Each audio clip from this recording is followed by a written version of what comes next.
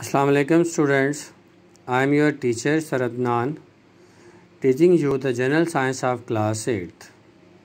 मैं उम्मीद करता हूँ स्टूडेंट्स कि आप भरपूर तरीके से पढ़ रहे होंगे और रोज़ाना दिए जाने वाले लेक्चर्स को होमवर्क कॉपीज़ पर भी लिख रहे होंगे।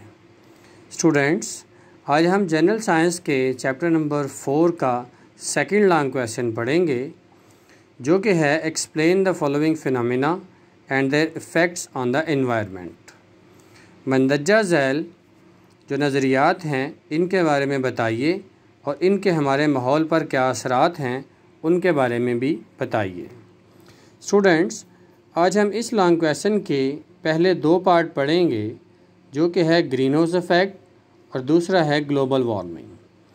ग्रीन हाउस इफ़ेक्ट का आंसर पेज नंबर 49 पर है। स्टूडेंट्स, आपके सामने पेज नंबर 49 पर हेडिंग लिखी है ग्रीन हाउस इफ़ेक्ट। तो आंसर शुरू करते हैं। When sunlight falls on the earth, जब सूरज की रोशनी ज़मीन पर गिरती है, a small part of it is absorb by the earth, तो उसका कुछ हिस्सा ज़मीन अपने अंदर जज़ब कर लेती है and is converted into heat energy, और उसे हीट एनर्जी में बदल देती है। A part of this heat energy is reflected by the earth back to the atmosphere, और हीट एनर्जी का कुछ हिस्सा ज़मीन वापस हमारे माहौल में भेज देती है। Some gases are present in the atmosphere, और हमारे माहौल में कुछ गैसें पहले ही मौजूद होती हैं, जो कि हैं carbon dioxide, methane, oxides of nitrogen और वाटर वेपर्स। आबी बुहारात, कार्बन डाइऑक्साइड, मीथेन और oxides of nitrogen trap A part of the heat reflected by the earth causing increase in the atmospheric temperature. तो ज़मीन ने जो हीट एनर्जी वापस माहौल में भेजी है, ये गैसें उस हीट एनर्जी को अपने अंदर जज़ब कर लेती हैं, जिसकी वजह से हमारे माहौल का जो दर्जा हरारत है वो बढ़ जाता है। These gases are called greenhouse gases. इन गैसेज को ग्रीन हाउस गैसेज कहते हैं और इस नज़रिए को ग्रीन हाउस इफ़ेक्ट कहते हैं। हमारा बी पार्ट था ग्लोबल वार्मिंग, जिसका आंसर है पेज नंबर 51 पर। स्टूडेंट्स, आपको पेज नंबर 51 पर नज़र आ रहा होगा, हेडिंग लिखी है ग्लोबल वार्मिंग, जिसका मतलब है कि हमारी दुनिया जो है ये आहिस्ता आहिस्ता गर्म से गर्म तरीन हो रही है। Due to human activities like burning of fuel, इंसानी कामों की वजह से जैसा कि ईंधन का जलाना, the amount of green house gases is increased in the atmosphere. तो हमारे माहौल में ग्रीन हाउस गैसेस की जो मिकदार है वो बढ़ चुकी है। This speeds up the green house effect, जिसकी वजह से ग्रीन हाउस का जो असर है वो भी, उसकी रफ्तार भी बढ़ चुकी है।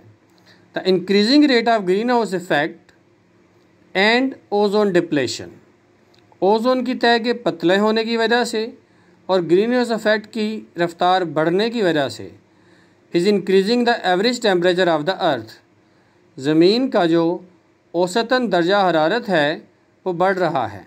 एज ए रिज़ल्ट, इसके नतीजे में the earth globe is getting warmer, तो हमारी ज़मीन गर्म हो रही है। This is called global warming. Due to the global warming की वजह से the ice in the polar regions and at the mountains, पहाड़ों पर जो बर्फ़ है और जो कुतबी इलाके हैं उन पर जो बर्फ़ है, एट ए ग्रेटर रेट, वो बड़ी तेज़ी के साथ पिघल रही है। This leads to rise in the level of sea water, जिसकी वजह से समंदरी पानी की सतह भी बढ़ रही है, which creates floods in low lying coastal areas, जिनकी वजह से जो साहिली इलाके हैं जो कि ज़मीन से की सतह से लो होते हैं, वहाँ पर बेशुमार सैलाब आते हैं, जिसकी वजह से बहुत ज़्यादा तबाही होती है। स्टूडेंट्स, इस सेकंड लॉन्ग क्वेश्चन के दोनों पार्ट्स अपने होमवर्क कॉपीज़ पर लिखने हैं और इन्हें अच्छी तरह याद करना है। मैं उम्मीद करता हूँ कि आप ऑनलाइन स्टडीज़ एंजॉय कर रहे होंगे। Thank you very much.